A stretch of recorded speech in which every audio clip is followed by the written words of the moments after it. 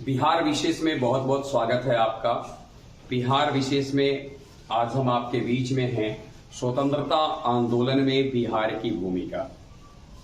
एक नज़र हम डालते हैं बिहार में, भारत में कंपनी शासन की शुरुआत पर।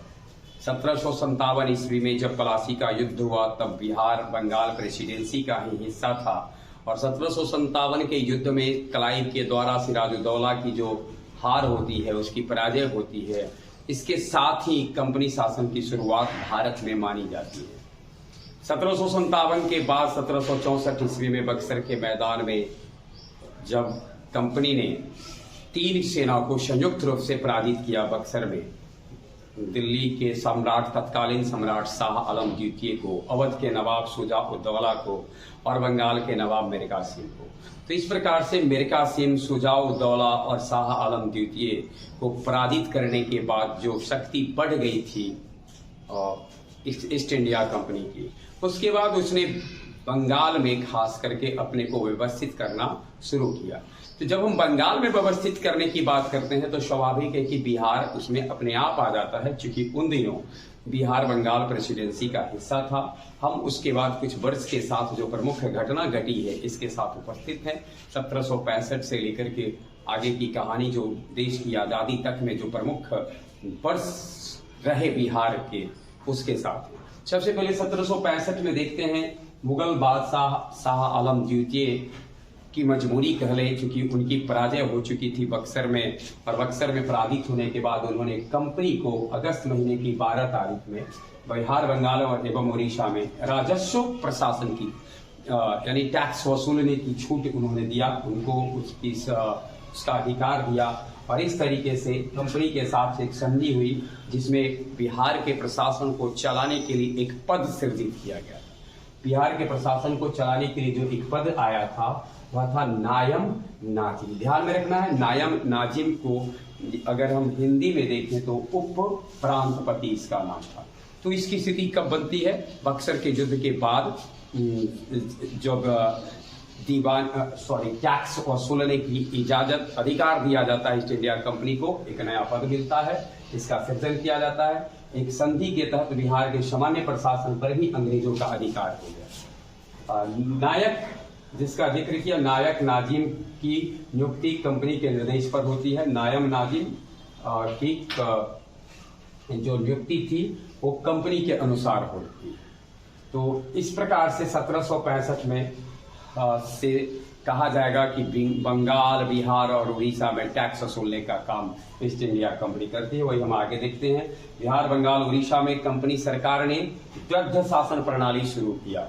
द्वैध शासन प्रणाली 1765 ईस्वी। द्वैध शासन का अर्थ होता है किसी व्यवस्था में जब दोहरा शासन हो, अर्थात कुछ ऐसे मामले हो जिसपे किसी का नियंत्रण हो, कुछ मामले ऐसे हो जिसपे किसी दूसरे का नियंत्रण हो, तो ऐसी व्यवस्था को द्वैध शासन पर व्यवस्था कहते हैं।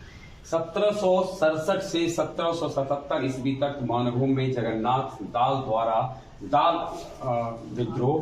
विद्रोह किया गया। ध्यान में रखना है, ढाल विद्रोह का प्रतिनिधित्व किया था जगन्नाथ ढाल ने। इसके बाद 1768 ईस्वी में रांची के सिल्ली रियासत में रघुनाथ महतो के नेतृत्व में चुआर विद्रोह, बहुत महत्वपूर्ण विद्रोह है चुआर विद्रोह, जनजातीय विद्रोह में इसका काफी अर्थ महत्व है। और चुआर विद्रोह को रांची के क्षेत्र में शुरू किया गया रघुनाथ महतो के द्वारा। इसके बाद 1770 से 71 में पलामू में चित्रजीत राय के नेतृत्व में चेरों का विद्रोह हुआ। तो एक तरफ जहां कंपनी अपना विस्तार कर रही थी, वहीं दूसरी तरफ जो अपनी मांगों को लेकर या अपने अस्तित्व को बनाए रखने के लिए संघर्ष भी जारी थे। तो इस तरीके से चेर विद्रोह देख रहे हैं, चुआर विद्रोह देख रहे हैं, ढाल विद्रोह शुरुआत समय में ही जब कंपनी का बंगाल, बिहार, उड़ीसा में जब वो अपना विस्तार कर रही थी, अपना जाल बिछा रही थी, उस समय ही विद्रोह इससे जारी थे। 1770-71 में जयनाथ सिंह के नेतृत्व में भोगता सरदारों का विद्रोह हुआ। तो इस प्रकार से आरंभ से ही बिहार की जमीन पर अंग्रेजों को विरोध का सामना करना पड़ा। आगे देखते हैं हम पद्मा रियासत में जो हजारीबाग क्षेत्र में था, वहां पर मुकुंद सिंह के नेतृत्व में घटवाल विद्रोह हुआ। मुकुंद सिंह के नेतृत्व में घटवाल विद्रोह 1772 ईस्वी में होता है। परीक्षा के दृष्टिकोण से दो चीज पूछा जाता है, विद्रोह का नेतृत्व करता, विद्रोह का वर्ष। ध्यान में रखना है, घटवाल विद्रोह मुकुंद सिंह 1772 ईस्वी। और क्षेत्र की बात किया जाए तो अधुना झारखंड, तत्कालीन बिहार कह सकते हैं, उसमें हजारीबाग में हुआ था। 1772 से 80 में संथाल परगना के महसपुर रियासत की रानी सर्वेश्वरी देवी, बहुत अर्थपूर्ण है, सर्वेश्वरी देवी के निर्देशन में पहाड़िया जनजाति का विद्रोह हुआ। हमारे देश के स्वतंत्रता आंदोलन पर जब हम अपना एक नजर डालते हैं तो बहुत से ऐसे विद्रोह हैं जिसको जनजातीय विद्रोह कहते हैं हम, और जिसे नेतृत्व प्रदान किया गया था विशेष रूप से उन लोगों के द्वारा जो राष्ट्र की मुख्य धारा से आज भी वंचित है, तो जिसे हम आदिवासी कहते हैं। 1773 से 85 में बीरभूम जिले में तिलका मांझी के नेतृत्व में विद्रोह। तिलका मांझी बहुत अर्थपूर्ण है। तिलका मांझी बीरभूम जिले में उनके द्वारा उनके नेतृत्व में हुआ था। वीर तिलका मांझी की कहानी भागलपुर, पूर्णिया इन क्षेत्रों में बहुत कई विद्रोह थे जिसका कि इन्होंने नेतृत्व किया है। 1774 ईस्वी में रेगुलेटिंग एक्ट के तहत बिहार में प्रांतीय सभा का गठन किया गया। गौरतलब हो, रेगुलेटिंग एक्ट 1773 ईस्वी में आया था और 1773 के रेगुलेटिंग एक्ट के प्रावधानों के अनुसार 1774 ईस्वी में प्रांतीय सभा का गठन किया गया बिहार में।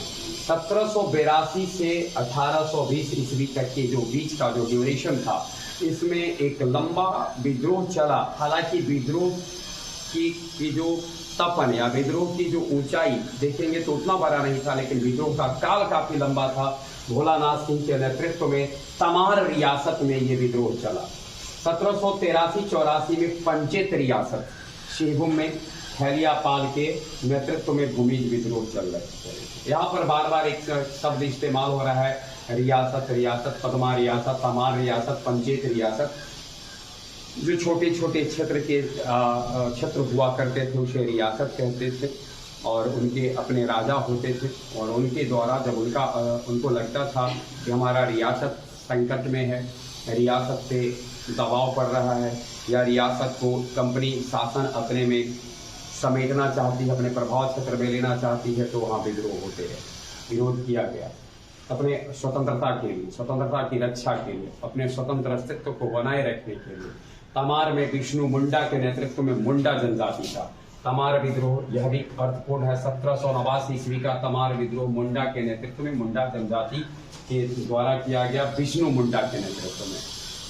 गौरतलब हो कि ये वर्ष विशेष स्थान रखता है। विष्णु मुंडा के नेतृत्व में मुंडा जनजाति का विद्रोह हुआ, और ये वर्ष विश्व इतिहास में भी खास स्थान रखता है, क्योंकि इस विश्व इतिहास में एक बहुत बड़ी क्रांति इस वर्ष घटित हुई थी। 1789 ईस्वी में फ्रांस की राज्य क्रांति, जब सामंती व्यवस्था वहां समाप्त हुई थी। 1793 में बुंडू, राहे, सोनाहातू, ये तीनों क्षेत्र रांची में है, वहां विश्वनाथ सिंह के नेतृत्व में विद्रोह हुआ। बुंडू क्षेत्र में, राहे और सोहानातू क्षेत्र में विश्वनाथ सिंह के नेतृत्व में 1793 ईस्वी में विद्रोह हुआ। फिर इस विद्रोह को 1796 से 98 के बीच में भी यह विद्रोह पुनः दोबारा सुलगा। हालांकि विद्रोह में कई बार क्या होता था, वो कभी धीमा पड़ता था, कभी प्रज्वलित हो जाता था। तो जब वर्ष का ड्यूरेशन दिया जाता है कभी खत्म, तो यह समझा जाए कि उसका प्रभाव जब दिखना बंद हो जाता था, तो इतिहासकार ने मान लिया कि अब वो विद्रोह खत्म हो जाता। 1797 ईस्वी में तमार, बुंडू और राहे में फिर विष्णु मुंडा के नेतृत्व में विद्रोह हुआ। विष्णु मुंडा के नेतृत्व में देखिए, तमार में एक बार 1789 में हुआ, फिर तमार और बुंडू और राहे में विष्णु मुंडा के नेतृत्व में 1797 में हुआ। 98-99 में मानभूम, बीरभूम जिलों में दुर्जन सिंह के नेतृत्व में भूमिजो चुआर का विद्रोह होता है। 1798 और 1805 में बड़ा भूम, मानभूम में लाल सिंह के नेतृत्व में भूमिजो चुआर का विद्रोह होता है। और इस तरीके से हमारा ये बिहार का जुड़ा हुआ प्रमुख विद्रोह है, जिससे हम अभी आगे और अभी देखते हैं। 1800 से लेके 1818 के बीच में भूखन सिंह के नेतृत्व में चेरों के द्वारा विद्रोह किया गया। चेर लोगों के द्वारा विद्रोह किया गया 1800 से लेकर 1818 ईस्वी तक में। वहीं तमार रांची में दुखन मुंडा के नेतृत्व में विद्रोह किया गया 1807 ईस्वी में। 1820-21 के अंतर्गत सिंहभूम में हो जनजाति का विद्रोह हुआ और 1822 से लेकर 68 ईस्वी तक लंबा समय तक बिहार में वहाबी आंदोलन का दौर रहा। यह एक मूलतः एक धार्मिक आंदोलन था। वहीं 1831 से 32 ईस्वी के बीच में संपूर्ण दक्षिण बिहार में सिंडा राय एवं बिंदा राय, ध्यान में रखना है, दोनों सिंडा राय और बिंदा राय के नेतृत्व में दोनों मुंडा थे, मुंडा जनजाति से थे। मुंडा एवं हो जनजाति का एक विद्रोह हुआ था। यह कोल विद्रोह के नाम से जाना जाता है। ध्यान में रखेंगे कि कोल विद्रोह में जो जनजाति सम्मिलित हुई थी वो थी मुंडा और हो। और मुंडा और हो जनजाति के द्वारा जो कोल विद्रोह किया गया, जिसकी अवधि 1831 से 32 के बीच में थी, उसको नेतृत्व प्रदान किया था सिंडा राय बिंद राय। वहीं सिल्ली रांची में बुद्धू भगत के नेतृत्व में मुंडा जनजाति का विद्रोह हुआ। बहुत महत्वपूर्ण है, 1832 ईस्वी में मुंडा जनजाति का जो विद्रोह हुआ उसका नेतृत्व किया था बुद्धू भगत ने। 1832-34 में मानभूम जिले में गंगा नारायण के नेतृत्व में भूमिज विद्रोह हुआ। एक बात ध्यान में रखना है, जैसे अब मुंडा विद्रोह है तो कहीं पर हम देखते हैं यानी जो वर्ष के साथ इसका जो नेतृत्व करता है वो बदल जाता है, इसलिए वर्ष और नेतृत्वकर्ता पर बहुत ध्यान रखना होता है। 36-37 में सिंहभूम में हो जनजातियों का विद्रोह हुआ। 55 से 56 तक संथाल परगना में सिद्धू, कान्हू, चांद तथा भैरव के नेतृत्व में संथाल जनजाति का विद्रोह आरंभ हुआ। ये विद्रोह 30 मई से आरंभ हुआ था। खास बात ध्यान में रखना है, संथाल परगना में सिद्धू, कान्हू, चांद तथा भैरव के नेतृत्व में संथाल विद्रोह। संथाल विद्रोह के मुख्य नायक कहे जाते हैं सिद्धू और कान्हू। 1856 ईस्वी में मुजफ्फरपुर जेल के कैदियों ने विद्रोह कर दिया, जिसे लोटा विद्रोह के नाम से जाना जाता है। ध्यान में रखना है, कैदियों के द्वारा 1856 ईस्वी में मुजफ्फरपुर में जो विद्रोह किया गया उसे लोटा विद्रोह के नाम से जानते हैं। फिर वर्ष 1857 ईस्वी का आता है जब संपूर्ण भारतवर्ष में एक विद्रोह की समझा जाए कि विद्रोह की एक अग्नि काफी प्रज्वलित हो गई थी और विद्रोह की शुरुआत जूतो सैनिक विद्रोह के रूप में हुई, लेकिन उसके बाद धीरे धीरे अलग अलग क्षेत्रों में जाने के बाद उसका रूप स्वरूप बदलता चला। 1857 ईस्वी में जब हम बिहार की जमीन पर देखेंगे तो 12 जून को देवघर जिले के रोहिणी सैनिक छावनी में, पहला जैसे हमने जिक्र किया कि यह मूल रूप से सैनिक छावनी से ही शुरू हुआ विद्रोह था। जब बैरकपुर छावनी से इस विद्रोह की शुरुआत हुई, फिर बाद में अलीपुर से शुरुआत हुई, मेरठ छावनी से शुरू हुई, और जब बिहार की बात हम करते हैं तो देवघर जिले के रोहिणी सैनिक छावनी में 32वीं इन्फेंट्री रेजिमेंट के जो सैनिक थे उन्होंने विद्रोह किया।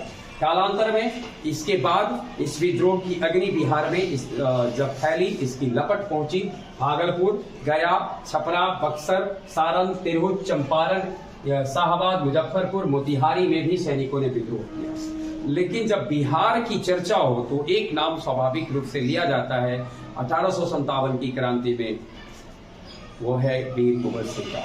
वीर कुंवर सिंह ने अपने यानी खुद और अपने भाई के साथ उत्तर प्रदेश और बिहार के जो बॉर्डर क्षेत्र थे, बक्सर, आरा, इसमें उन्होंने संघर्ष किया। जगदीशपुर के जमींदार थे और वहां उन्होंने उसके बाद इस विद्रोह को का नेतृत्व प्रदान किया।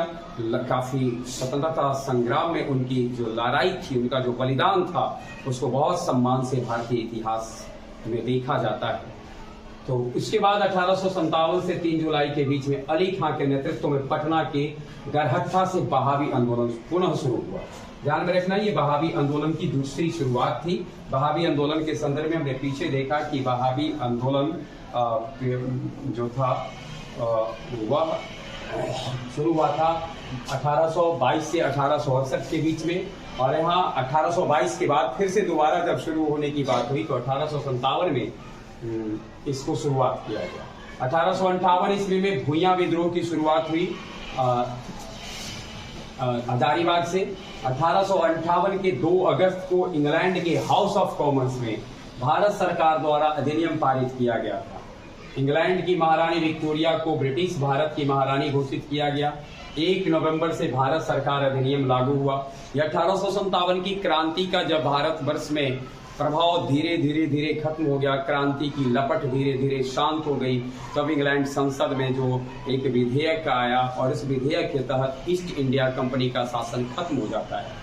तो 1757 ईस्वी से लेकर के 1857 ईस्वी 1858 ईस्वी तक बिहार के ऊपर, बंगाल के ऊपर, उड़ीसा के ऊपर या भारत के अन्य क्षेत्रों में कंपनी का शासन रहा, कंपनी का प्रसार हुआ, कंपनी की कहानी आगे बढ़ी और 1857 ईस्वी के विद्रोह के बाद 1858 ईस्वी का जो अधिनियम आया, उस अधिनियम के तहत कैनिंग भारत के पहले वायसराय होते हैं और अंतिम गवर्नर जनरल होते हैं। इस तरीके से 1858 के बाद की कहानी होती है।